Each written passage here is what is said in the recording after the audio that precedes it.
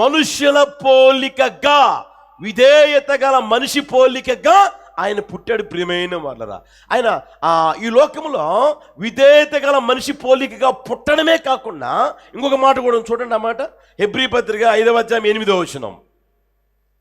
Hebrew పత్రిక 5వ అధ్యాయం 8వ వచనం. ఆయన కుమారుడై ఉండియు తాను పొందిన శ్రమల వలన, యేసయ్యకి మహిమ కలుగునుగాక, విధేయత గల మనిషిగా పుట్టడమే కాకుండా తాను పొందిన శ్రమల వలన ఏం నేర్చుకున్నాడంట? ఇంకా విధేయత, ఇంకా విధేయత, ఇంకా విధేయత, ఇంకా విధేయత నేర్చుకున్నాడు. ప్రియమైన వాళ్ళరా, యేసయ్యకి మహిమ ఘనత ప్రభావములు కలుగునుగాక. హల్లెలూయా, హల్లెలూయా. ఈ రోజున ఆ స్థితిలోనికి మన జీవితం రాగలగాలి. పునరుత్థానము యొక్క సాదృశ్యములో మనం పాలుభాగస్తులుగా మారాలని ఆశపడినప్పుడు పరలోక సంబంధి పోలికను మనం ధరించుకోవాలి.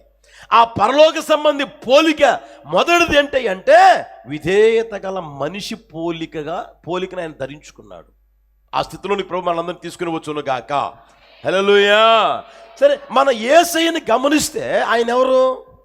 సర్వాధికారి, సర్వము చేయుటకు శక్తి కలిగిన దేవుడు. బైబిల్లో మనం అక్కడక్కడ గమనించగలం. సముద్రమా నిమ్మలమైపో, గాలి అణిగిపో అన్నాడు. ఆ శిష్యులందరూ చూస్తా ఉన్నారు. ఏనేంట్రా సముద్రానికి ఆజ్ఞాపించాడు, ఈయనేంట్రా గాలికి ఆజ్ఞాపించాడు. ఆజ్ఞాపించిన వెంటనే సముద్రం నిమ్మలమైపోయింది, గాలి అణిగిపోయింది. ఏంట్రా ఆగిపోయింది ఏంట్రా బాబు?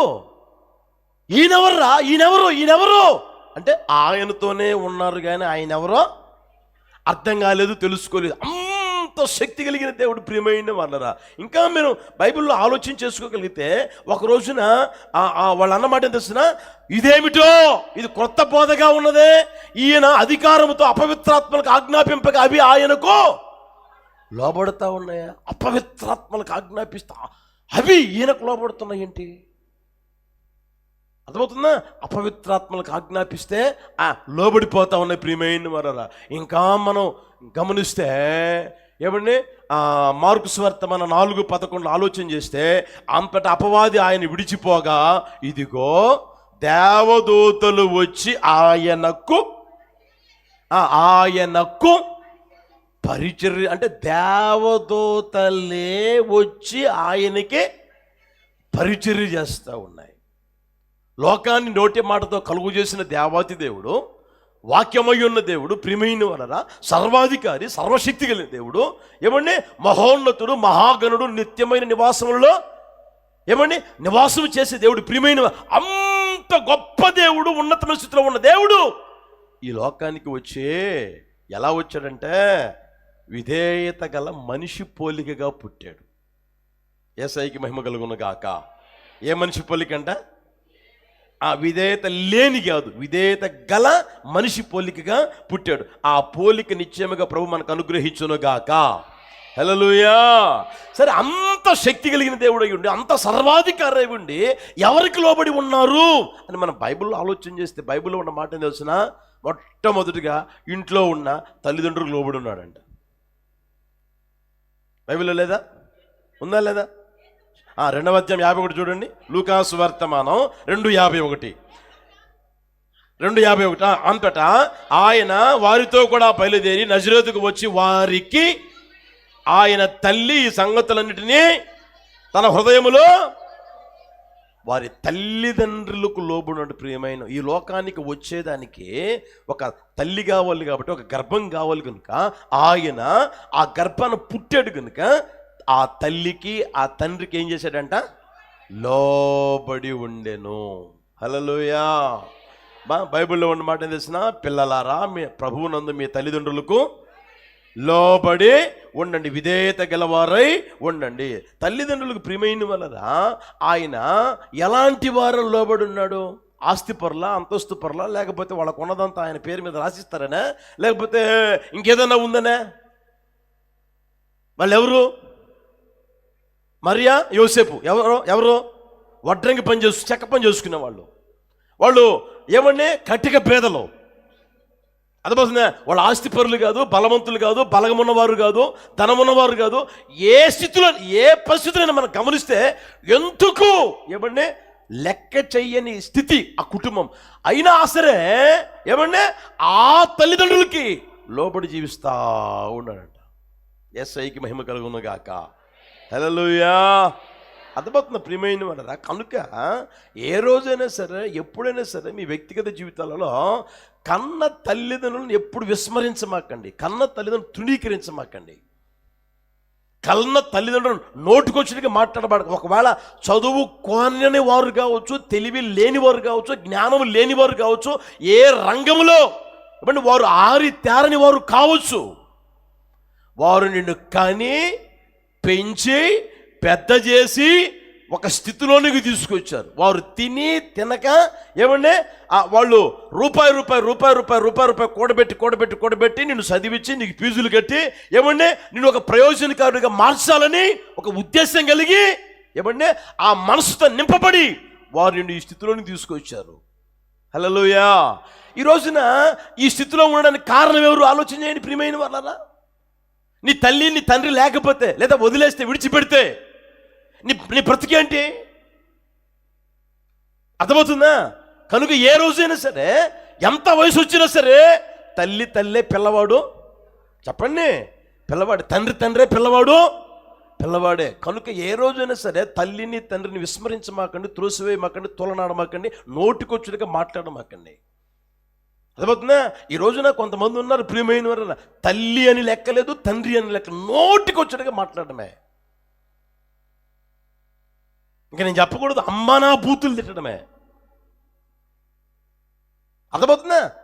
మరి నీ కన్న తల్లే గుర్తుందా నీకు? నీ కన్న తండ్రి కదా గుర్తుందా అంటే అవేమి గుర్తుండవు. యేసు ప్రభు చూడండి, వాళ్ళ తల్లిదండ్రులకు ఏ స్థితి లేకపోయినా, ఏ స్టేటస్ లేకపోయినా, ఏమంటే పరిస్థితులన్నీ చిన్నవే అయినా పెద్దవి కాకపోయినా ఆ తల్లికి ఆ తండ్రి కూడా ఏం చేశాడంట? యేసయ్యకి మహిమ కలుగును గాక. హల్లెలూయా. హల్లెలూయా. ఈ రోజున కంప్యూటర్ యుగం వచ్చింది కాబట్టి కొంచెం తెలివి ఎక్కువైపోయి అధికమైపోయి ఏమండి తల్లి ఏదన్నా చెప్తే తండ్రి ఏదన్నా చెప్పారనుకోండి, నీకేం తెలుసని, నాకంతా తెలుసు. ఎవడు అదేదో అంటారా, పిల్ల వచ్చి గుడ్డు ఎక్కిరిస్తుందా, గుడ్డు వచ్చి పిల్ల ఎక్కిరిస్తుందా? అదవుతా. నీకేం తెలుసు డాడీ, నీకేం తెలుసు మమ్మీ, నాకంతా తెలుసు. అంతా తెలుసనే అయోమయమైన సంచి వేసుకుని జీవితంలో ఎదగలేని పరిస్థితి, జీవితంలో బాగుపడలేని పరిస్థితి, జీవితంలో దేవుని ద్వారా కలిగే ఆశీర్వాదం ఏమండి అతగాడికి దూరమైపోతున్న పరిస్థితి. అర్థమవుతుందా? ఏ రోజైనా సరే, ఎప్పుడైనా సరే, ఎంతకాలమైనా సరే ఆమె తల్లే తండ్రే. కనుక ఆ తల్లి తండ్రికి విధేయత చూపగలిగిన స్థితిలోనికి వచ్చుదుము గాక. ఆ పరలోక సంబంధి పోలిక ఏంటంటే ప్రియమైన వాళ్ళరా, వాళ్ళ తల్లిదండ్రులకే విధేయత గల మనిషి పోలిక ధరించుకున్నాడు. విధేయత గల మనిషి రూపం ఆయనలో మనకు కనిపిస్తూ ఉంది. ఇంకా మీరు చూస్తే చూడండి ప్రియమైన వాళ్ళరా, బైబిల్లో మనం ఆలోచన చేయగలిగితే రెహబాం అనే వ్యక్తి ఉన్నాడు. ఆయన దగ్గరికి ప్రజలు వచ్చి, ఏమండి మీ తండ్రి కాస్త మా చేత కఠినమైన సేవ చేయించుకున్నాడు, కఠినమైన పనులు చేయించుకున్నాడు, అది మా వల్ల కావడం లేదు, వయసు అయిపోయిన తర్వాత కూడా మేము అలాంటి పనులు చేయలేం కదా, ఏదన్నా కొంచెం నెమ్మది ఇవ్వండి, కొంచెం చూడండి అంటే, సరేపండి 3 రోజుల తర్వాత రాపండి మాట్లాడతాను అన్నాడు. ఏమండి ఈలోపు తండ్రితో ఉన్న వారిని పిలిపించాడు. వాళ్ళు చెప్పిన మాట ఆయనకు నచ్చలా.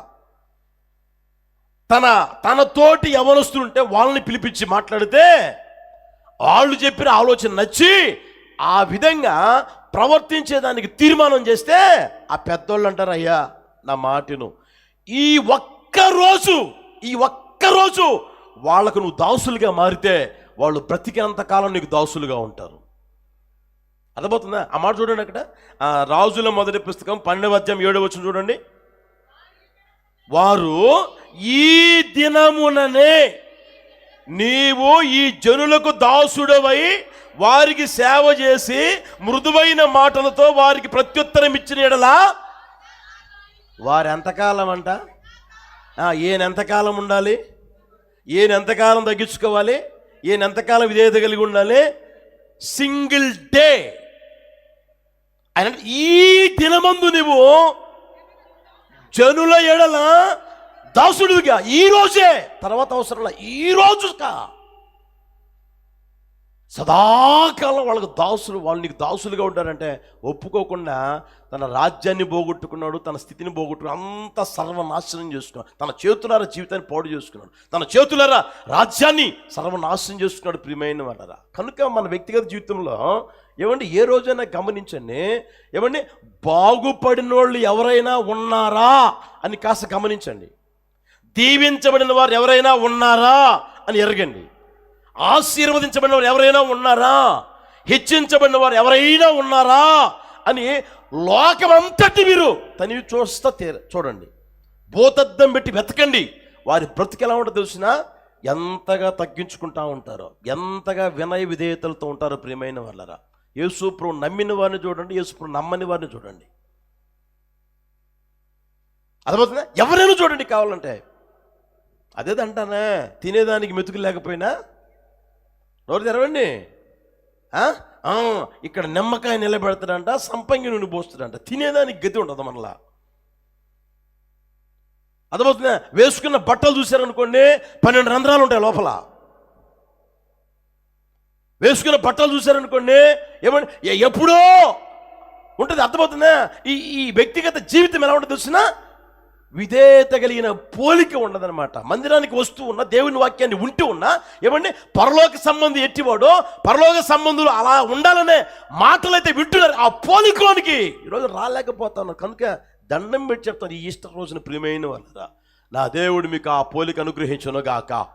హల్లెలూయా. ఎంత ఉన్నవారినైనా చూడండి, ఎంత తగ్గింపు కలిగి ఉంటారో గమనించండి. మిడిమాలపు బుద్ధి ఎవరికి తెలుసునా? చెప్పండి. అన్నీ ఉన్నాక ఎలా ఉంటుందంట? నోరు తెరవండి. అన్నీ ఉన్నాక ఎలా ఉంటుంది? అణిగిమణిగి ఉంటుంది. ఎంత గాలిన అణిగిమణిగే ఉంటుంది. అన్నీ ఉన్న ఆకు, ఏమీ లేని ఆకు అనుకో, ఊరికి ఎగిరి పడతా ఉంటుంది. ఇక నువ్వు అర్థం చేసుకో, నువ్వు అన్నీ ఉన్న ఆకువా, ఏమీ లేని ఆకువా, దాని గుర్తెరుగుదువుగాక.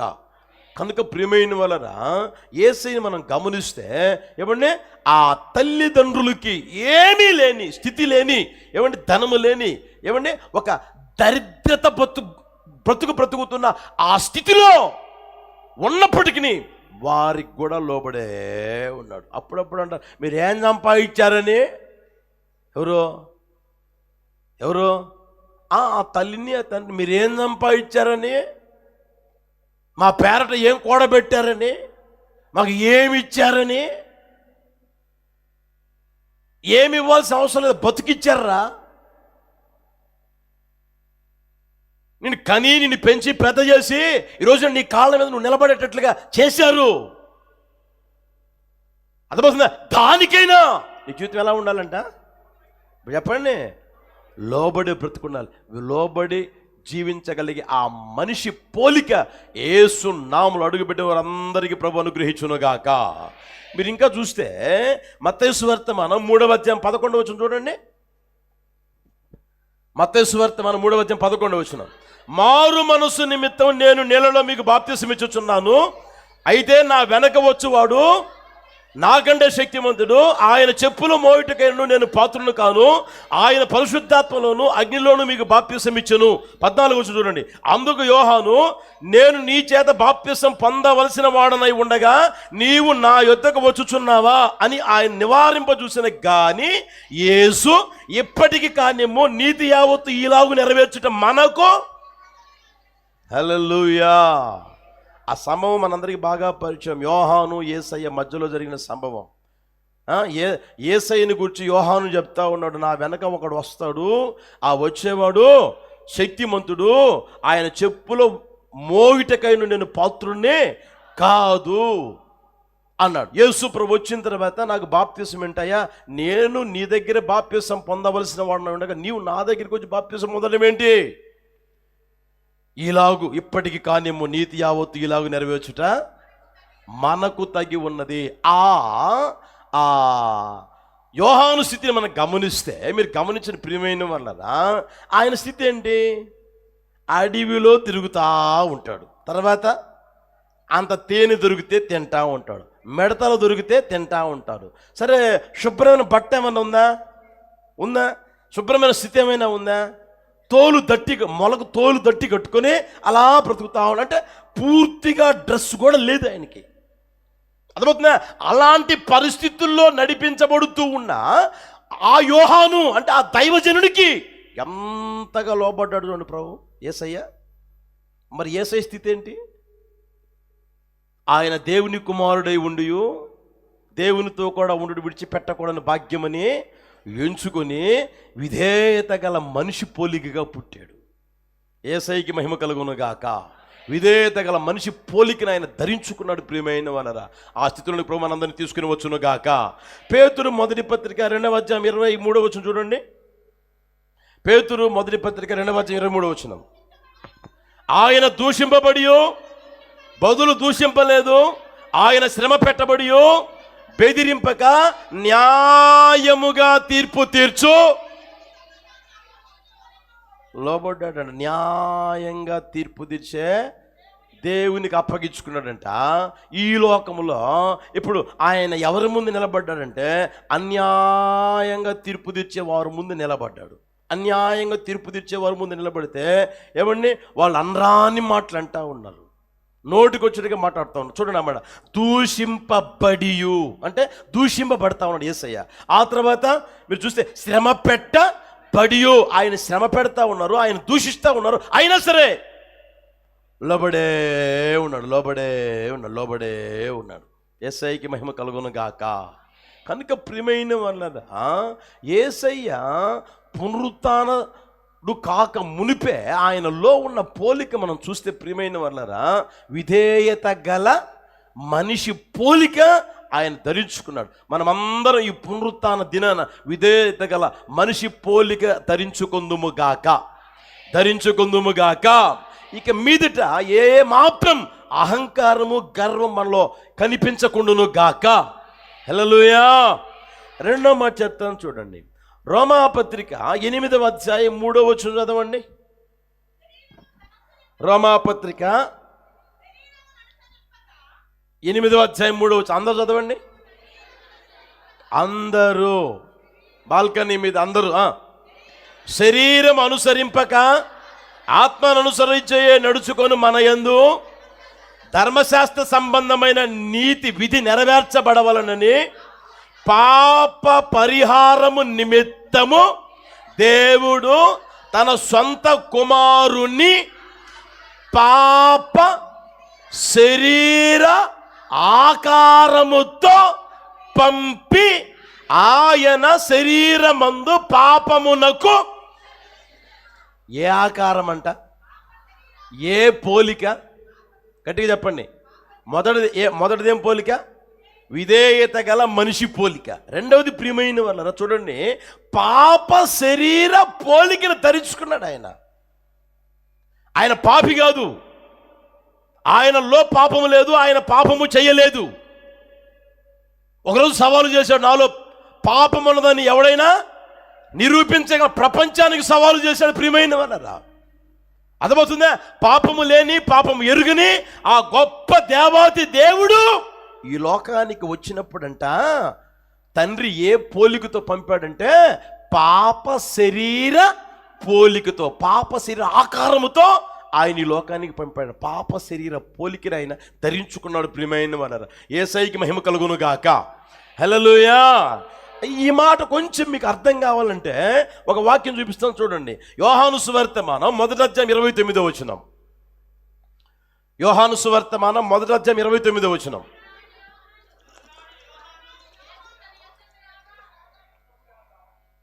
మరునాడు యోహాను యేసు తన యొద్దకు రాగా చూచి,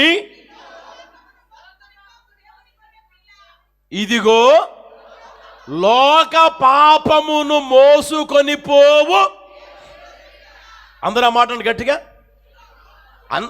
అనండి. ఇదిగో లోక పాపమును మోసుకొని పోవు దేవుని పాప శరీర ఆకారాన్ని ఎందుకు ఇచ్చాడు యేసయ్యకి? ఇప్పుడు చెప్పండి. గొర్రెపిల్లగా ఉండి లోక పాపమును మోసుకొని పోయేదానికి, లోక పాప భారం ఆయన మీద పెడితే ఆ పెట్టబడిన భారం తీసివేయకుండా పెట్టబడిన భారం మోసుకుంటూ సిలువ వేయబడేదానికి ఆయనని పాప శరీరాకారంతో ఈ లోకానికి పంపాడు. అర్థమవుతుందా? పాప శరీర పోలికని యేసయ్యకి అనుగ్రహించాడు తండ్రి. ప్రియమైన వాళ్ళరా, యేసయ్యకే మహిమ కలుగునుగాక. హల్లెలూయా, హల్లెలూయా. మీకు ఇంకా అర్థం కావాలంటే మీ ఇళ్ళ దగ్గర కూరగాయలు అమ్మేవాళ్ళు వస్తాం. కూరగాయలు అంటూ ఉంటారు. లేకపోతే పాలో అంటూ ఉంటారు. వాళ్ళ పేరు నీకు తెలుసా? ఒరే సుబ్బారావు ఇట్రా అంటావా? ఒరే ఎల్లారావు ఇట్రా అంటావా? యోసేపు ఇట్రా అంటావా? ఎందుకని చెప్పండి? తెలియదు కాబట్టి. ఏమని పిలుస్తావు? ఏ కూరగాయలు అంటావా లేదా? ఏ పాలు అంటావా లేదా? అర్థమైందా? వాడి పేరేమన్నా పాలా? వాడి పేరేమన్నా కూరగాయలా? అర్థమవుతుందా? మనిషి ఏమన్నా మారాడా? మనిషి రూపం మారిపోయిందా? మనిషి రూపం మారిపోలా. ఏం మారింది అంటే పేరు మారింది. అర్థమవుతుందా? అదేవిధంగా యేసు ప్రభువారిని ఈ లోకాన్ని పంపినప్పుడు పాప శరీర ఆకారంతో పంపినప్పుడు ప్రియమైన వాళ్ళరా, యేసయ్య ఇది మారలా, శరీరం మారలా. ఏం మారిందంటే పేరు మారి. ఇదిగో లోక పాపమును మోసుకొని పోవు, లోక పాపమును మోసుకొని పోవు యేసయ్యకి మహిమ కలుగును గాక. హల్లెలూయా. మన పాపములను మోసుకుని పోయే గొర్రె పిల్లగా ఉన్నారు, మోసుకుంటూ భరిస్తూ సిలువ వేయబడ్డారు. ప్రియమైన వాళ్ళరా, ఈ రోజున మన వ్యక్తిగత జీవితంలో మనం ఆలోచన చేసుకోగలిగితే ఆయన మన పాపాన్ని మోసాడు, మన పాపమును మోసాడు. అర్థమవుతుందా? మోయడమే కాకుండా భరించాడు. ప్రియమైన వాళ్ళరా, ఈ రోజున మన వ్యక్తిగత జీవితంలో ఆ పోలిక రావాలి, ఆ పోలికను ధరించుకోవాలని ఆశపడినప్పుడు మనం ఏం చేయాలి అంటే ఒకరి పాపాన్ని, ఒకరి తప్పుని ఎప్పుడు ఏలెత్తి, చెప్పండి గట్టిగా, ఏలెత్తి ఎప్పుడు చూపకూడదు. ఏలెత్తి ఎప్పుడు చూపకూడదు. పలానావాడు పాపి, పలానావాడు దుర్మార్గుడు, పలానావాడు పలానా అని ఏ రోజు మనము చెప్పకుందుముగాక, మన నోటితో మనం అనకుందుముగాక. హల్లెలూయా. అలా చేస్తే నువ్వెవరివై అంటే పాప శరీర ఆకారముతో పోలికను ధరించిన యేసయ్య పోలిక నీలోనికి రాదు. ఆ పోలిక నువ్వు పొందుకోలేవు. యేసయ్య చూడండి, లోక పాపం అంతటిని ఆయన మోపితే ఏం చేశాడు? నో తెరవండి. ఒకరి పాపం కాదు, ఇద్దరి పాపం కాదు, ముగ్గురి పాపం కాదు. ఇంట్లో ఉన్న ఏమండి భర్త పాపాన్ని మొయ్యలేవు, ఇంట్లో ఉన్న భార్య పాపాన్ని మొయ్యలేవు, ఇంట్లో ఉన్న తల్లిదండ్రుల పాపం, ఇంట్లో ఉన్న పిల్లల పాపాన్ని మొయ్యలేవు. అర్థమవుతుందా? తోటి విశ్వాసం యొక్క పాపాన్ని మొయ్యలేవు, తప్పును మొయ్యలేవు. అర్థమవుతుందా? ప్రియమైన వాళ్ళారా, తోటి వారి ఏమంటే తప్పును మొయ్యలేవు, తోటి వారి పాపాన్ని మొయ్యలేవు, తోటి వారి ఏమంటే బలహీనతని మొయ్యలేవు. ఒకవేళ ఎవడన్నా ఊదాడా దాన్ని పొరపాటు కూడా మొయ్యలేవు. కడుపు ఉబ్బిపోద్ది అన్నమాట. కడుపు ఉబ్బిపోతే ఎప్పుడు బయటికి వెళ్దాం, ఎప్పుడు బయటికి పంపిద్దాం, ఎప్పుడు ఎవరితో చెప్తాం? నలుగురికి ఫోన్ చేస్తా మనిషి, నలుగురికి ఎత్తలా. ఇక చికాకు పడిపోతుంది అనమాట. ఆడెత్తలేదు ఫోన్, వీళ్ళు ఎత్తలేదు. ఎందుకనే? డెలివరీ కావాలా, తనకు తెలిసింది డెలివరీ చేయాలి, మొట్టమొదటి పని చేయాలి. అయితే యేసు ప్రభు చూడండి, నా పాపాన్ని ఆయన మోసాడు, చెప్పండి, మీ పాపాన్ని మోసాడు, లోక పాపం అంతటిని ఆయన మీద పెడితే చూడండి, పాప శరీర ఆకారముతో పంపితే, ఆ పోలికతో పంపితే ఆ పాపం అంతటిని ఆయన మోసాడు. యేసయ్యకి మహిమ కలుగును గాక. హల్లెలూయా. ఇప్పుడు నేను ఉన్నాననుకోండి, నేను చెప్పాలనుకుంటే ఒక నలుగురు గురించి, 10 మంది గురించి, 15 మంది గురించి, లేకపోతే ఒక 100 మందికి, 200 మంది గురించి చెప్తా, అంతేనా కదా? యేసయ్య చెప్పాలనుకుంటే నోరు తెరవండి. ఈనాడు పేపర్ సరిపోద్దా? సాక్షి పేపర్ సరిపోద్దా? ఏ టీవీ ఛానల్ సరిపోద్ది? 24 సరిపోద్దా? 24 గంటలు కాదు, 365 రోజులు కాదు, ఇంకొక 360 రోజులు ఒక సంవత్సరానికి ఇచ్చినా కూడా సరిపోదు. ఎందుకు తెలుసునా? ఆయన జగన్నాటక నిన్ను తల్లి గర్భంలో పిండముగా రూపించిన దేవుడు కనుక ప్రియమైన వలన నీ సమస్తం పిన్ టు పిన్ తెలుసు ఆయనకి. తెలియదని నువ్వు అనుకుంటావు, ఆయనకి పిన్ టు పిన్ తెలుసు. నేను కూర్చుండుట, నేను నిలుచుట, నేను లేచుట, నేను పడుకొని ఉండుట, నేను ఎక్కడికైతే పోతున్నాను, అది ఏం చేస్తున్నాను, అదే ఏ ఆలోచన చేస్తున్నాను, అదే ఏ తలంపులు తలస్తున్నాను, అది ఏది సమస్తం ఆయనకి పిన్ టు పిన్ తెలుసు. ప్రియమైన వరరా, ఆయన కంటే ఎక్కువగా ప్రచారం చేయగలిగిన వాడు ఈ లోకంలో లేడు. అయితే యేసయ్య ఏం చేశాడు? మన పాపాలను ఏం చేశాడు? ఆయన మోసాడు, భరించాడు, అలా వయసులో వేలాడు. ప్రియమైన వాళ్ళ రోజున ఆ పోలిక ఈ రోజున మనకు వస్తుందా? ఆ పోలికలోనికి మనం రాగలుగుతున్నామా? ఎవరి బలహీనత తెలుసుద్దా, ఎవరి బలహీనత తెలుసుద్దా, ఎవరు ఫోన్ చేసి చెప్తారా అని ఎదురు చూసి వెంటనే ప్రచారం చేసేదానికి తెగించే గుంపు ఒకటి తయారైంది. అర్థమవుతుందా? అన్ని చోట్ల తయారైంది. లోకంలో ఉంటుంది, మీ బజార్లో ఉంటుంది, మీ ఇంట్లో ఉంటుంది, మందిరం ఎక్కడైనా ఉంటారు ఇలాంటి గుంపు. యేసు నామమున స్వభావం నిర్మూలమైపోవునుగాక. హల్లెలూయా, హల్లెలూయా. మీరు బైబిల్లో ఒకసారి చూడండి, ప్రకటన పుస్తకం 12వ అధ్యాయం 10వ వచనం గమనించండి. ప్రకటన పుస్తకం 12వ అధ్యాయం 10వ వచనం. మరియు ఒక గొప్ప స్వరము పరలోకమందు ఈలాగు చెప్పుట వింటిని, రాత్రింబవళ్ళు మన దేవుని ఎదుట మన సహోదరుల మీద నేరము మోపువాడైన అపవాది పడద్రోయబడి, మరొకటన్నమాట, మన దేవుని ఎదుట మన సహోదరుల మీద నేరము మోపువాడు అపవాది. ఎవరి పని అది? నేరాలు మోపడం ఎవరి పని? నోరు తెరవడం గట్టిగా. అపవాది పని. ఇప్పుడు నేరాలు మోపేవాడికి పేరేంటి? చెప్పొచ్చుగా బిగ్గరగా. ఇంక అప్పుడే నువ్వు అనుకో, నువ్వు నేరాలు మోపుతా ఉంటే ఇంక అప్పుడే అనుకో నువ్వు భక్తి పరుడివి, నువ్వు యేసు రక్తం చేత కడగబడిన వ్యక్తివి, బలలో పాలు పొందుతున్న వ్యక్తివి అనుకో. మాకెప్పుడు అనుకోమాక. ఏమనుకోవాలి? నేను గట్టి చెప్పండి. వాడి సంబంధిని కనుక వాడి ఆత్మలో పనిచేస్తూ ఉంది, ఆ చివరకు కూడా వాడితోనే నేను పోతాను. అర్థమవుతుందా? కనుక ప్రియమైన వాళ్ళ ఏ రోజైనా సరే ఆ తప్పును మోపమాకండి. ఎప్పుడు మోపమాకండి, మొయ్యండి. ఒకరి మీద తప్పుని మోపమాకండి, నెపాన్ని మోపమాకండి, నేరం మోపమాకండి, ఎప్పుడు మోపమాకండి, మొయ్యడం నేర్చుకోండి. యేసయ్య కృప దయచేయునుగాక. హల్లెలూయా. యేసయ్య చూడండి, రాత్రింబవళ్ళు ఏం చేస్తున్నాడు? మన పాపాలని మోస్తానే ఉన్నాడు. అట్టి కృపతో ప్రభు మనందరినీ నింపి నడుపునుగాక.